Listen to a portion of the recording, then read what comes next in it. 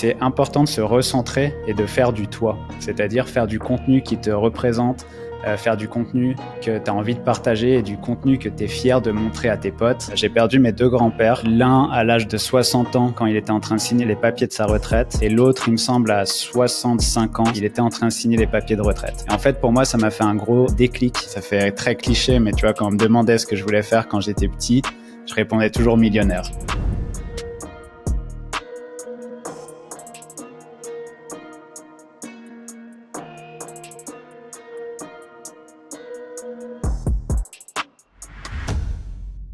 Salut à tous et bienvenue dans le podcast Sans filtre. Aujourd'hui, on reçoit Asynchrone.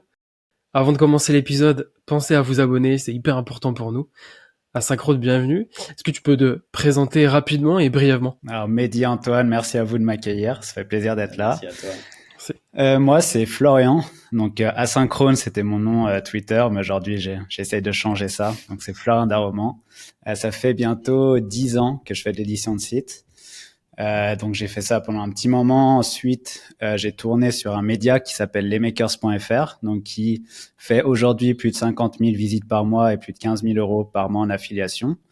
Et j'ai un accompagnement à côté qui s'appelle Audience Mastery et qui explique exactement comment reproduire ce que j'ai fait avec les makers en suivant donc ta passion ou en mettant en avant ton expertise. Ok, super. On va commencer par l'enfance. T'étais quel type de personne, toi, quand t'étais enfant ? J'ai toujours été un grand rêveur, on va dire. J'ai jamais voulu écouter, tu vois, les gens pessimistes, les gens réalistes. J'ai toujours fui ça. J'ai toujours cru en mes rêves. Et tu vois, ça fait très cliché, mais tu vois, quand on me demandait ce que je voulais faire quand j'étais petit, je répondais toujours millionnaire. Et tu vois, c'était ma réponse. C'était complètement con, mais c'était sûrement par rapport au jeu à gratter, c'est le millionnaire. Et c'était rentré dans ma tête. Ouais. Et vraiment, mon but, c'était d'être millionnaire, quoi. Voilà comment j'étais quand j'étais gamin. Ok. T'as un peu répondu à la question d'après. Du coup, tu avais un plan en tête ou tu te disais je vais être millionnaire, je le sens bien, ou tu prévoyais un petit peu quelque chose? Non, j'ai toujours cru en moi, mais le plan, il n'était pas du tout précis. C'est-à-dire que moi, je faisais mes études et j'avais toujours des idées. Plein de fois, en fait, je me suis lancé dans des projets qui n'ont jamais abouti.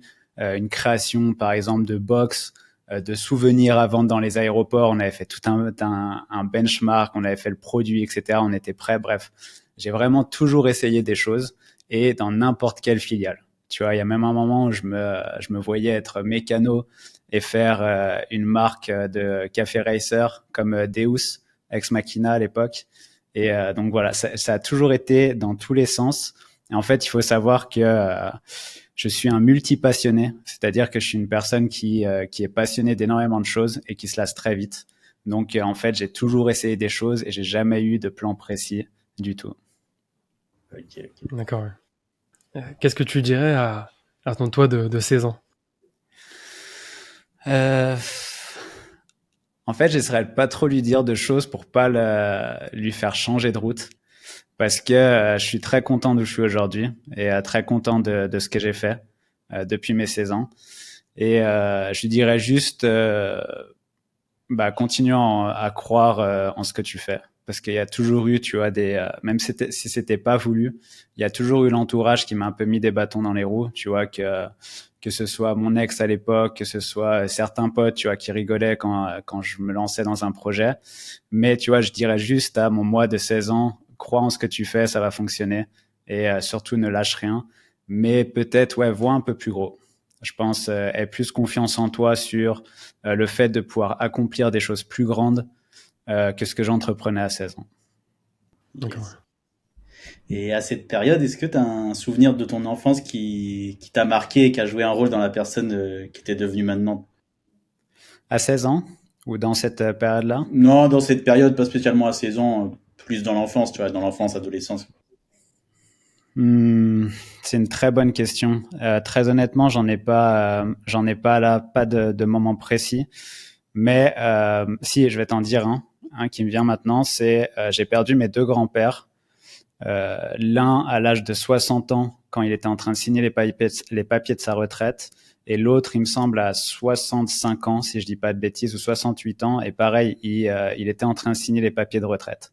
Et en fait, pour moi, ça m'a fait un gros déclic, où je me suis dit que, putain, toute notre vie, on doit travailler tous les jours pour atteindre la retraite et pour profiter.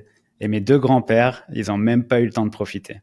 Donc, ils ont travaillé toute leur vie. Les deux, c'était vraiment des travailleurs. Ils ont fait des tafs autant physiques que mental aussi, mais vraiment, tu as des tafs autre chose que derrière un petit ordi comme on fait aujourd'hui. Et ils ont jamais pu profiter de leur retraite. Et ça a été un énorme déclic dans le sens où je ferai jamais un métier toute ma vie qui me plaît pas pour atteindre la retraite. Ça, c'est totalement mort. Tu voulais pas reproduire le même schéma, en gros, c'est grâce à eux en partie, toi. Ouais, vraiment, c'est ça. C'est ça. Ok. Et du coup, ouais, t'as fait quel type d'études et comment t'es arrivé sur le web, du coup là, on est, je sais pas, fin du lycée, je sais pas ce que t'as fait comme études, mais ouais, comment ça s'est passé? Ouais, alors dans mes études, j'ai toujours eu des bonnes notes. En fait, j'ai jamais eu de difficultés, mais j'ai toujours eu la flemme de trop en faire. Donc, tu vois, j'ai fait un bac STG parce que le côté commercial m'attirait déjà. Mais voilà, je sais pas si vous savez ce que c'est le programme d'un bac STG. Ça a dû changer de nom aujourd'hui, mais c'était vraiment marketing, gestion, etc. C'était ennuyeux à Ouais, souhait. Mais j'ai quand même continué là-dedans. Après, j'ai fait un BTS. Enfin, je me suis perdu un an à l'université. Et du coup, là, je suis parti en Angleterre pour travailler 3 mois et apprendre l'anglais. Et en revenant, j'ai repris un BTS commerce international qui était vraiment cool. Mais pour être franc, j'ai choisi ça juste pour pouvoir voyager. Parce qu'il y a deux, comment on appelle ça, stages. Ouais, c'est ça. Il y a 2 stages et celui de la deuxième année, tu dois le faire à l'étranger. Et du coup, j'ai choisi ça juste pour partir à l'étranger à la deuxième année. Et ensuite, j'ai fait un bachelor en marketing et développement commercial. Donc voilà. Ok. Et à côté, tu commençais un petit peu à monter des sites, un petit peu à découvrir le SEO ou le web ou pas du tout? Non, ça, c'est encore une pensée limitante, tu vois, que j'ai eu pendant longtemps et que je regrette énormément, c'est de ne pas m'être lancé avant. Parce qu'en fait, pour moi, il fallait que je finisse mes études, il fallait que j'ai un diplôme et que je me lance après. Et tu vois, quand je rencontre des potes aujourd'hui qui se sont lancés à 16 ans, en fait, bah, ils ont pris 10 ans d'avance sur moi. Donc, j'ai rien fait avant d'avoir arrêté. Alors, j'ai essayé 2, 3 trucs, comme je te disais, tu vois, la box de souvenirs à vendre dans un aéroport, ça, c'est des trucs que j'ai lancés. Mais je me suis vraiment lancé après mes études. Donc pas avant. Ouais. Ok. Et tu t'es lancé avec une formation ou c'est un pote? Comment ça s'est passé ta première découverte en gros avec le monde du web? Alors j'avais un pote qui vivait à Tokyo à l'époque et lui il avait commencé l'édition de site déjà. Mais en parallèle, il vendait. En fait, il essayait de créer des pages de buzz, par exemple BuzzFoot ou des trucs comme ça, des pages de buzz sur Facebook. Et il a essayé de m'amener là-dedans. Et donc, on a fait nos premières pages de buzz ensemble. On les a jamais vendues, on n'a jamais fait d'argent. Mais en parallèle, lui, il avait déjà des sites en édition de sites qui fonctionnaient bien et il gagnait déjà bien sa vie avec ça. Et tout simplement, je me suis lancé avec lui et je me suis lancé notamment par le mentorat, on va dire. Donc, il n'y avait pas de formation en ligne à l'époque sur le sujet, mais c'était du mentorat dans le sens où il m'a un peu tout appris. Il m'a donné aussi les bons forums sur lesquels aller, les bons endroits où aller chercher les informations, comment créer un site internet, tu vois. Donc, il m'a bien aiguillé. Et après, je me suis débrouillé avec ça. Ouais. Yes. Ça remonte à combien d'années, ça, à peu près, pour nos auditeurs, pour qu'ils s'imaginent dans le temps, toi, dans ton parcours? Dans les années 80, je crois. Non, c'était en 2016 que j'ai mis le nez dedans et en 2017 que j'ai créé ma micro-entreprise. C'était le 9 janvier 2017 que j'ai créé ma micro-entreprise et que j'ai commencé à faire de l'argent. Ok. Et t'as fait plus à ton compte, tu l'as fait du coup, ouais, si j'ai à peu près 3 4 ans, je pense, avant d'être plus public. Au nom de, parce qu'après, le moment où tu as été le public, c'était sur le nom avec Asynchrone quand tu avais la petite photo pixelisée, si je me Ouais, trompe c'est pas. ça. C'est ça. Bah, du coup, c'était en 2021. Donc, 2021, 2017, ça fait 4 ans. 4 ans? Ouais, c'est ça. Ouais. Donc, il y a eu 4 ans entre les deux et c'est là où j'ai commencé à documenter. C'était pendant le Covid. Moi, du coup, mon partenaire avec qui je faisais de l'édition de site avant, il est parti à fond dans la crypto. Il est parti sur Twitter. Et il m'a tout simplement dit, bah, viens avec moi et on se lance sur Twitter. Et on était dans 2 niches différentes, mais on était 4 potes et on s'est lancé. Et c'est pour ça, en fait, que j'ai commencé à build in public, à documenter ce que je faisais et sans arrière-idées du tout. Tu vois, il n'y avait pas une idée de faire une formation, pas une idée de faire un e-book gratuit.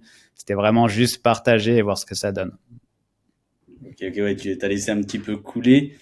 Et en gros, maintenant, tu fais toujours de l'édition de site ou comment il se répartit ton temps entre l'édition de site et plus le coaching, formation, présence sur le web et les makers? Alors, on va dire que je fais beaucoup moins d'édition de site dans le sens où j'ai su déléguer. C'est-à-dire qu'aujourd'hui, j'ai un chef de projet sur les makers qui est Quentin. C'est lui qui chapeaute l'équipe.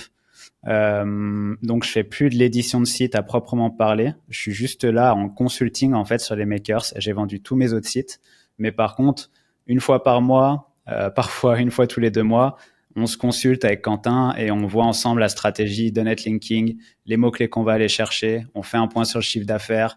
On voit ce qu'on va pousser. Donc, je fais toujours de l'édition de site, mais ça reste aujourd'hui une infime partie de ce que je fais parce que je me concentre beaucoup plus sur mon personal branding et aussi essayer de faire en sorte que Audience Mastery, donc mon accompagnement, devienne tout simplement parfait et que aucune personne qui rentre dans Audience Mastery n'a une excuse pour échouer. Et ça, c'est vraiment l'objectif en ce moment. Et aussi de scale ça. Donc là, tu vois, je suis en train d'apprendre à faire des pubs sur Google Ads, sur Facebook, tu vois, à recruter des closers. Il y a tout un autre métier qui est derrière, tu vois, sur un accompagnement comme celui-ci. Donc, on va dire aujourd'hui, c'est beaucoup, on va dire 70% accompagnement et personal branding et 30% édition de site.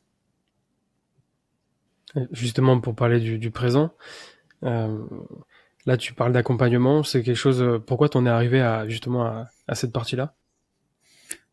Pour être franc, c'est un peu la communauté, entre guillemets, qui l'a demandé. C'est-à-dire que j'ai commencé à partager. J'ai vu que les formats Twitter, c'était pas assez long. Où tu vois, je faisais vraiment, tu regardes mes threads en 2021, j'étais un grand malade. C'était des trucs de 33 tweets. Enfin, c'était des romans. Et du coup, en fait, j'ai lancé un e-book gratuit pour faciliter la transmission, tu vois, de ce que je voulais transmettre. Et le e-book gratuit a plu et les gens m'ont demandé tout simplement un format vidéo. Et en fait, ça, c'est un principe que j'ai appris à ce moment-là. C'est audience, communauté et produit. C'est-à-dire que tu vas monter une audience, ensuite tu vas la transformer en communauté et cette communauté-là, tu vas jouer au ping-pong pour savoir les problèmes qu'elle rencontre, les besoins qu'elle a et ensuite tu vas créer un produit en fonction de cette communauté. Donc ça s'est fait comme ça. C'est les gens qui me suivaient qui l'ont demandé. D'accord. Et c'était un choix de ta part pour les makers de justement être un petit peu plus en retrait? Ouais, en fait, le but pour moi, c'était vraiment d'automatiser la chose pour transformer en fait mon quotidien en kiff. C'est-à-dire que j'ai fait pendant trop longtemps de la mise en ligne d'articles, pendant trop longtemps du maillage interne. Tu vois, enfin c'est des choses. Moi, comme je te disais au début, j'ai toujours été multipassionné et je m'ennuie très vite de quelque chose. Et ça faisait déjà 7 ans que je faisais ça, je pouvais plus. Et en fait, le but c'était de déléguer toute cette partie-là.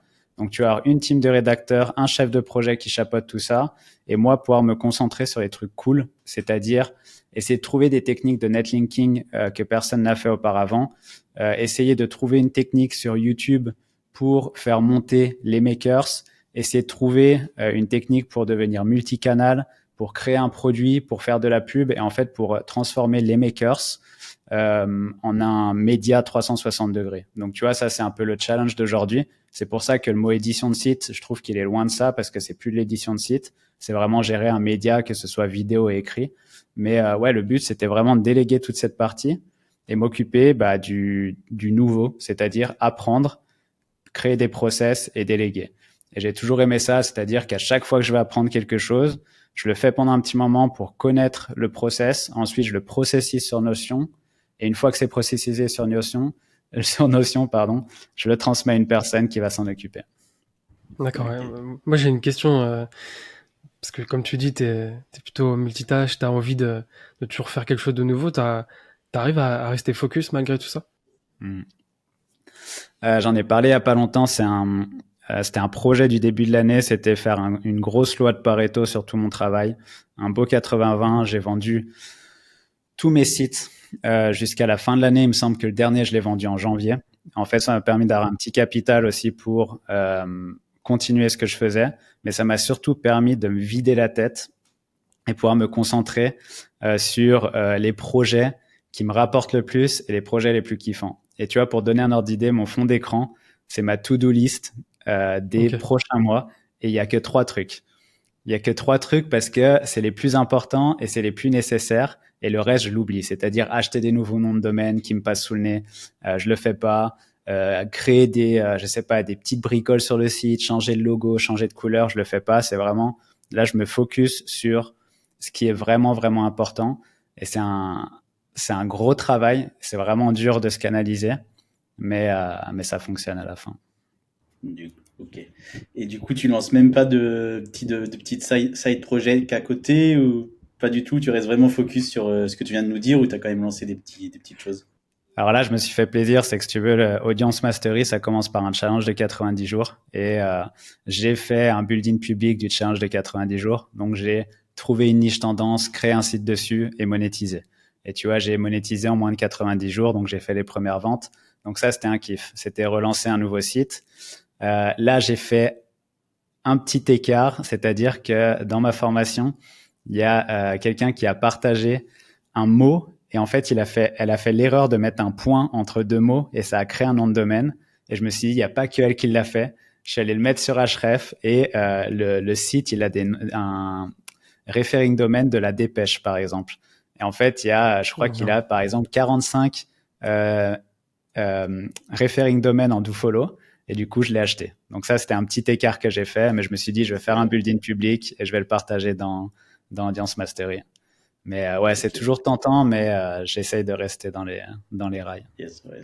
Et même en termes de gros projets, t'as pas des petites idées en tête, même peut-être dans les prochaines années, que tu aimerais partager?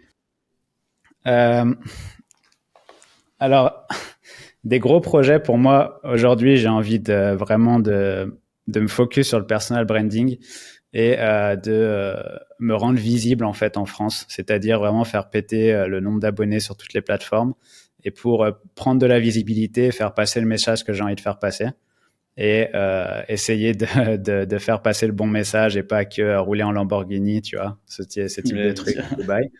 Et en fait, ça, c'est vraiment mon gros projet pour l'instant.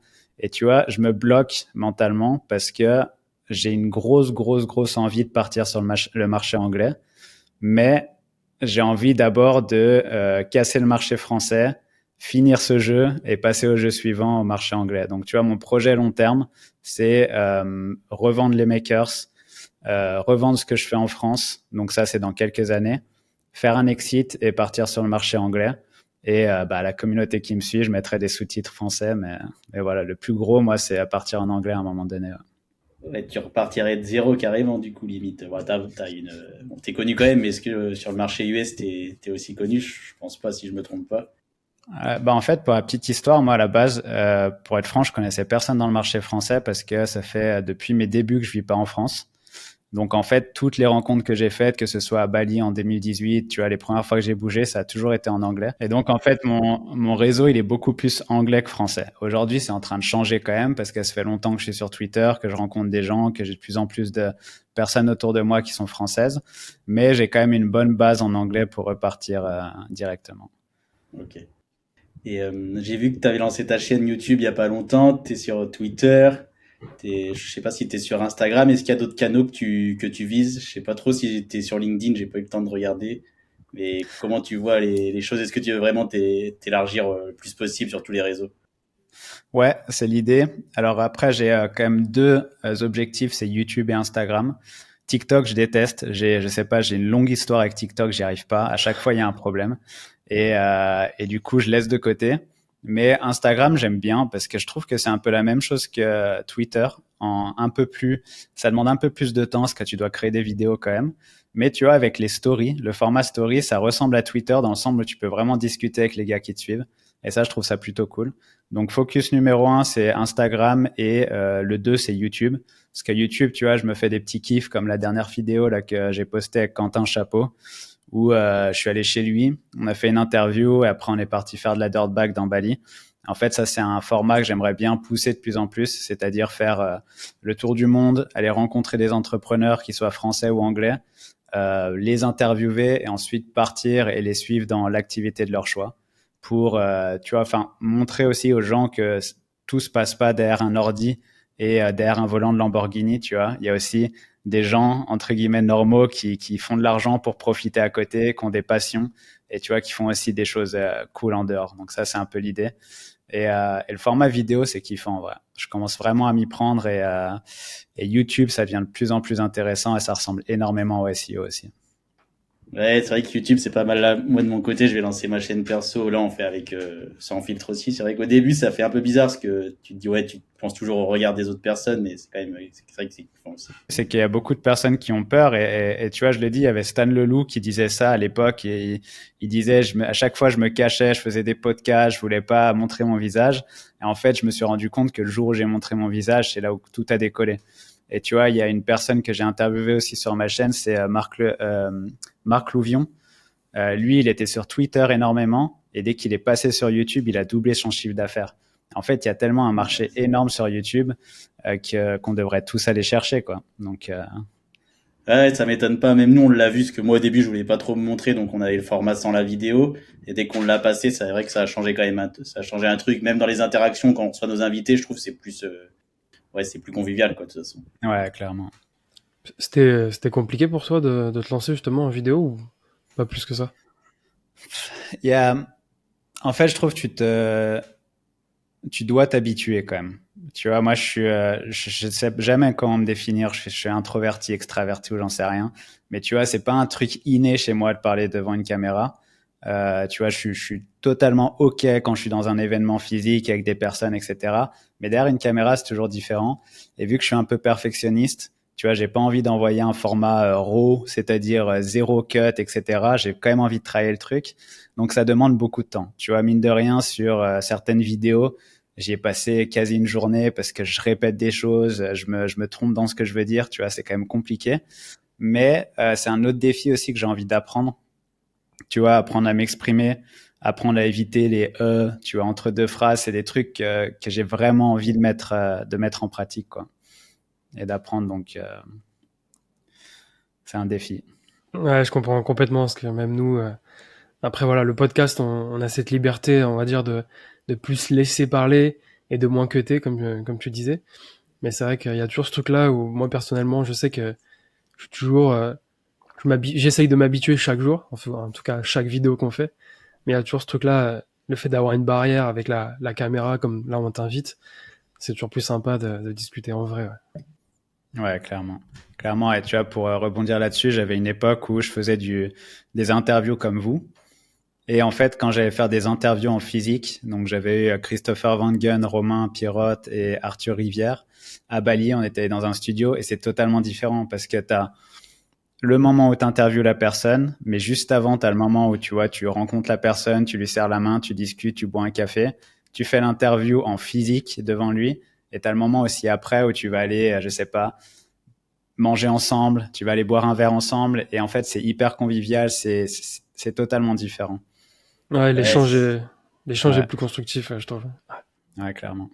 ouais, je pense qu'on va peut-être en faire aussi en live. Après, c'est vrai que c'est moins pratique, bah, parce qu'on est tous un petit peu partout dans le monde. Donc, mais je pense qu'on va en faire aussi. On va essayer d'en faire en live, parce que c'est vrai que ça doit être différent. C'est plus Ouais. convivial, comme tu as dit. Mm. Ouais, c'est clair. T'as, on parlait de personal branding justement toujours. T'as des objectifs à court terme mais à long terme? En fait, des objectifs quantifiés, pas trop. En fait, c'est plutôt des objectifs de kiff, comme le format que je fais là sur YouTube. En fait, quand, quand je prends du recul et que je vois qu'aujourd'hui, je peux me payer une équipe de tournage pour aller faire une interview comme celle-ci, c'est un kiff, vraiment un kiff. Et c'est pas du tout du travail pour moi. Et ça, c'est plus un objectif, c'est-à-dire tourner mon business à mon profit. Donc, OK, faire de l'argent, c'est cool, mais aussi faire en sorte que cette machine à cash me permette de vivre ma vie dont j'ai toujours rêvé. Et tu vois, genre, c'est un truc con, mais j'ai jamais eu de cross quand j'étais gamin. Et là, je pars avec Quentin et on loue des KTM 300 de 2024 qui coûtent un bras et on fait de la dirt bike sur la plage et dans les rizières de Bali. Et tout ça filmé et tout ça posé sur YouTube. Et ça, en fait, c'est plus l'objectif aujourd'hui. En fait, on en a parlé aussi avec Quentin dans la dernière interview, c'est que faire du personal branding pour faire du personal branding, tu te perds vite. Moi, je l'ai vu en 2022, je me suis un peu perdu sur Twitter dans le sens où je voulais faire que des posts pour avoir du reach. Et au final, tu te perds totalement. Et c'est important de se recentrer et de faire du toi, c'est-à-dire faire du contenu qui te représente, faire du contenu que tu as envie de partager et du contenu que tu es fier de montrer à tes potes ou à ta famille. Typiquement, encore une fois, la dernière interview, c'est un truc que je partage à mes potes et qui kiffent parce que c'est quelque chose dont je suis fier. Donc l'objectif, c'est vraiment plus de me trouver moi plutôt qu'un objectif quantifié de nombre d'abonnés. Parce que je rebondis encore là-dessus, mais il y a un exemple aujourd'hui là sur Twitter. Non, c'était hier, j'ai fait un post vraiment con où je me plains de ma banque. Et elle a, je crois, il y a quoi? Il y a 1000 j'aime, 100 000 vues, etc. Et le truc devient viral, mais ça fait 0 abonné. Et moi, je m'en fous, tu vois. J'ai limite envie d'appuyer sur un bouton pour arrêter le tweet. J'ai pas envie qu'il soit viral. En fait, ça, c'est une image pour dire que faire de la viralité, avoir un nombre d'abonnés, ça sert à rien. Mais par contre, faire un tweet ou faire un post ou faire une vidéo YouTube qui te correspond vraiment et qui a moins d'impact, c'est-à-dire qui va toucher que 1000 personnes au lieu de 100 000, mais qui va toucher les 1000 bonnes personnes, ça, c'est vraiment l'objectif sur les mois qui arrivent. Ouais. Yes, ok. Et au niveau personal branding, tu as des personnes qui t'ont inspiré ou qui t'inspirent encore? Ouais, beaucoup. Beaucoup. Tu vois, la première personne, je pense, qui m'a inspiré à faire du build in public, c'est Peter Levels sur Twitter, parce que lui, il l'a très bien fait, il le fait toujours et il arrive à s'adapter. Je trouve ça assez dingue. Ensuite, plus récemment, il y a eu Danko, que j'ai beaucoup aimé. C'est-à-dire que lui, c'était tout en sobriété, des miniatures YouTube qui sont pas du tout travaillées. C'est juste lui devant l'écran, noir et blanc. C'est des textes blancs sur fond noir. Moi, j'ai vraiment aimé son minimalisme. Il y avait Visual Value aussi, qui représentait ça aussi. Les deux bossaient ensemble, de Jack Butcher. Et là, en ce moment, il y a un gars qui est en train de tout casser sur YouTube et c'est vraiment magnifique ce qu'il fait. C'est Daniel Dalen, il me semble. Je connais pas, Et en j'irai fait, voir. Je connais pas, ouais. son contenu, il est tellement esthétique et pour le coup, c'est du build-in public, mais format vlog, format très naturel et je kiffe beaucoup. Donc, je pense m'inspirer un peu de ce qu'il fait parce que ça me représente énormément. Le faire différemment toujours, ajouter un peu de créativité, mais ouais, on va dire que c'est les personnes qui m'ont inspiré précédemment. Et tu vois, Danko, c'était plus le moment Twitter, parce que lui, il est quand même énorme sur Twitter. Je crois il a des centaines de milliers d'abonnés. Je connaissais pas ces personnes, j'irai voir après. Merci en tout cas.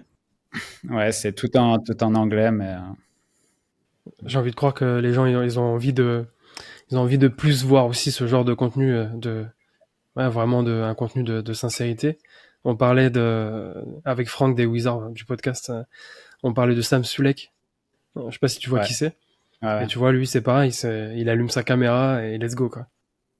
Ça représente exactement ce que je viens de dire, quoi. C'est que en fait, c'est le Arnold Schwarzenegger.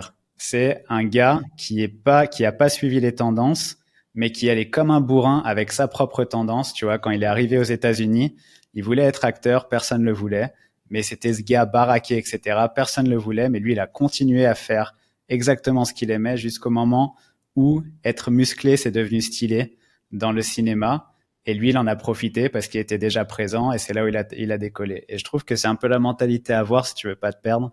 C'est-à-dire que Sam Sulek, il fait ça depuis longtemps. Il fait du contenu qui est pas travaillé du tout. Mais à un moment, il y a un déclic et la boule de neige, en fait, elle s'amplifie et c'est là où ton contenu explose et tu es resté droit avec la personne que tu es, tu vois. Et ça, je trouve ça magnifique. Et c'est ce que j'essaye de faire. Et je pense que tu en as parlé avec Franck et Arthur aussi peut-être. Mais tu vois, toutes ces miniatures IA, moi, je déteste ça. Et tu vois, sur Twitter, on me disait, fais ces miniatures, tu auras un meilleur CTR.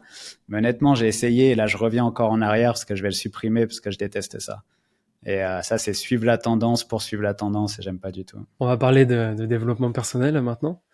On me pose toujours cette petite question. C'est quoi ton lieu de travail et comment tu t'organises dans ton travail?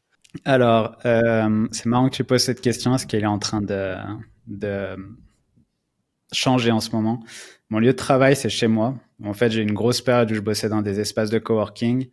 Et en fait, pendant le Covid, on devait bosser chez nous. Et c'est là où j'ai commencé à me créer un environnement, c'est-à-dire plusieurs écrans, un bon bureau, une bonne chaise, un bon micro, etc. Et j'aime beaucoup cet environnement quand je dois être vraiment focus. Mais par contre, tu vois, en ce moment, je suis en train de créer des nouveaux modules pour Audience Mastery. Et 3 matins à la suite, je me suis posé dans mon bureau et impossible de créer quoi que ce soit. J'arrivais pas. J'ai pris mes affaires, j'ai pris juste mon ordi, donc un seul écran, pas de clavier, tu vois, pas de trépied, rien du tout. J'ai pris mon ordi, je suis allé dans un bar qui est un resto qui est magnifique vers chez moi. Je suis allé me poser là-bas, je me suis assis, j'ai pris un café, j'ai pondu tout un module en une matinée. Et en fait, c'est, tu vois, ce changement d'atmosphère, ce changement d'environnement, il faut vraiment faire attention parce que des fois où tu bloques et tu n'as aucune créativité, tu as juste en fait à changer d'endroit. Ça peut être aller dans un café, ça peut être aller dans un coworking ou aller, je sais pas, chez ton pote bosser. Mais pour moi, ça a un énorme impact. Yes, ok, ok. Et tu t'organises comment? T'as une routine ou pas spécialement? Ouais, j'ai une routine quand même. Je me fais vieux, hein, il faut une routine. Non, la routine, c'est, je me réveille tous les jours, tant mieux. Ensuite, c'est café, je promène le chien. Non, on va promener le chien, je prends mon petit déj et je vais directement travailler. Et ça jusqu'à 2, 3 heures en général. Et à 2, 3 heures, je pars faire mon sport. Parfois, je rebosse un peu le soir, mais sur des trucs un peu plus créatifs et plus cool. Mais la plupart du temps, je bosse pas du tout le soir. Et tu vois, je profite ici, je vais me promener sur la plage, je vais surfer, je mange, je me couche tôt. Parce qu'ici, il n'y a pas beaucoup de soleil. Tu vois, il y a que 12 heures de soleil par jour. Donc, faut se lever à 6 heures du mat si tu veux profiter. Donc, au lit très tôt et lever assez tôt aussi. Yes. Bon, ça va, il y a pire comme routine. Ouais, Ouais, c'est clair. non, c'est clair. T'as toujours eu cette routine ou forcément tu t'es adapté avec les années, j'imagine? Ouais, je me suis vraiment adapté. En fait, je me suis rendu compte que la routine, ça aide beaucoup à être productif. Et encore, il y a des phases, tu vois. L'entrepreneuriat, tu as des montées, des descentes. Et comme je te disais, en ce moment, j'ai envie de tout plaquer. J'ai pas envie d'être dans mon bureau. J'ai envie d'être avec mon ordi et voyager, tu vois. Et je pense que c'est ce qui collerait le mieux aujourd'hui, avoir zéro routine. Mais des moments où tu dois vraiment créer, c'est-à-dire vraiment être productif et tu as tout ton plan de prêt, tu as juste à appliquer. Une routine, ça aide énormément. Et ça, je m'en suis rendu compte et c'est pour ça que je l'ai intégré dans ma vie. Ok. On a une question existentielle. Pourquoi tu fais tout ça? Alors, je pense qu'il y a plusieurs raisons. Déjà, c'est que je suis pas né avec premièrement, je suis pas né avec une cuillère en or dans la bouche et j'ai jamais eu accès à tout. Tu vois, il y a énormément de portes qui étaient fermées quand j'étais gamin. C'était certains potes pouvaient sortir tous les week-ends, je pouvais pas. Certains potes pouvaient aller skier tous les week-ends, je pouvais pas. Tu vois, il y a toujours eu des portes fermées devant moi et c'est un truc qui m'a toujours frustré et j'ai envie de péter sous toutes ces portes. Donc déjà, objectif financier pour moi, c'est ça, c'est juste ouvrir toutes les portes et me permettre de faire ce que je veux quand je veux. Ensuite, ce que je fais aujourd'hui, notamment à travers l'accompagnement et tu vois même ces podcasts, c'est que j'ai pas envie de pousser les gens à devenir entrepreneurs, mais j'ai envie d'aider les gens qui ont envie d'être entrepreneurs, mais qui ne se sont pas lancés à se lancer. Donc, juste mettre le dernier coup de pied au cul pour que vraiment ils se lancent là-dedans. Parce que personnellement, ça a changé ma vie. Personnellement, j'adore mon quotidien et je suis très content d'où je suis aujourd'hui. Et je sais qu'il y a beaucoup de personnes qui sont en train de repousser. Alors que si elles se lançaient, leur vie changerait du tout au tout et elles seraient super heureuses au quotidien. Donc ça, c'est, je pense, le deuxième objectif. Et après, le troisième, bah, ça rejoint un peu, mais c'est liberté. Enfin, juste être libre, quoi, de faire ce que je veux tout le temps. Ok. Oui, ça, c'est sûrement le plus important. Ouais, Euh, clairement. Ouais. on est dans Sans Filtre et on est aussi, on aime bien poser cette question. Tu gagnes combien? 1200 C'est euros, brut, mais je suis au SMIC. Non. Combien je gagne? Eh ben, écoute, je vais te dire les chiffres. Là, on a eu le retour d'un des derniers affiliés, problème d'affiliation qu'on n'a pas eu au mois de juin. J'ai pas encore fait les chiffres du mois de juillet. Mais au mois de juin, avec les makers, on a fait 15 000 euros de CA juste en affiliation. Et pareil, au mois de juin, avec l'accompagnement, on a fait 30 000 euros. Il me semble entre 25 000 et 30 000 euros de CA. Donc ça, c'est au mois de juin. Et sur l'année, tu vois, l'année dernière, j'ai fait 300 000 de CA. Et cette année, on va essayer de pousser à 500 ou 600 000. Ok. On précise toujours que c'est vrai que même pour ceux qui nous regardent, que le CA, c'est le chiffre d'affaires et que c'est jamais ce qu'on a dans la poche. Exact. Tu vois, je peux même préciser un peu, hein, mais je pourrais pas dire exactement le bénéfice parce que avec un accompagnement, surtout que là, je suis en train de tout mettre en place, c'est encore complexe, tu vois, de faire beaucoup de bénéfices. Mais en affiliation, c'est quasi que du bénéfice. J'ai 3 rédacteurs, j'ai un chef de projet qui bosse pour moi, mais l'affiliation, en gros, ça reste un des business où t'as pas trop besoin d'investir. Donc c'est sur ces 15 000 euros, bah, c'est au moins 10 000 euros de bénéfices, quoi. Ok. J'ai vu dans ta description Twitter que tu avais un objectif de 100 000 euros par mois. C'est 100 000 euros par mois, là, justement, pour le coup, toi, en net, par rapport à tous tes business. C'est 100 000 euros de bénéfices business. Okay. Donc tous les business confondus. Et en fait, les deux, c'est quoi? C'est pousser l'accompagnement à fond et que ce qu'on crée avec l'accompagnement, on le réinvestisse dans les makers pour vraiment faire un vrai média et créer aussi un produit propre à les makers. Encore une fois, pour augmenter le MRR, donc le revenu mensuel. Et l'objectif minimum, c'est d'atteindre 30 000 euros de bénéfices par mois pour faire une revente à 7 chiffres. Donc ça, c'est vraiment l'objectif avec les makers. Mais ouais, l'objectif 100 000 euros, c'est vraiment 100 000 euros de bénéfices dans la poche de l'entreprise en tout cas. Ok, on te le souhaite en tout cas. Merci. On a un petit défi avant de clôturer le podcast à te proposer. Donc imagine, là, tu as 200 euros, tu n'as pas spécialement de compétences et tu as 6 mois de marge devant toi quand même pour loyer et nourriture. Qu'est-ce que tu fais pour te lancer, pour gagner de l'argent, toi? Donc j'ai de l'argent de côté pour le loyer et la nourriture. Ouais, pour 6 mois, ouais. 6 mois, Ok. t'es tranquille, après tu te retrouves, t'as plus rien, toi. Alors, je me crée une routine déjà pour être organisé. Mais moi, mon objectif, ce serait, en gros, c'est un système que j'ai mis en place, le système ALAP, c'est-à-dire c'est audience, lead, affiliation, produit. Et le but, c'est, tu as une passion ou tu as une expertise actuellement. Donc, soit tu es passionné de quelque chose, que ce soit un sport, ou soit tu es dans un métier dans lequel tu as une expertise, mais tu n'es pas payé à ta juste valeur, et ben, tu utilises ça pour créer une audience sur n'importe quel réseau. Ça peut être un blog, ça peut être Twitter, ça peut être YouTube, ça peut être Instagram, peu importe. Je créerai, alors moi je choisirais Twitter parce que je suis hyper à l'aise avec ça.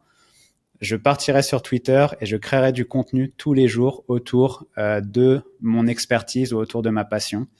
Ensuite, je crée un produit gratuit pour tout simplement choper des leads, c'est-à-dire choper les emails des personnes qui me suivent, parce que sans email, ta communauté, ton audience, elle sert à rien.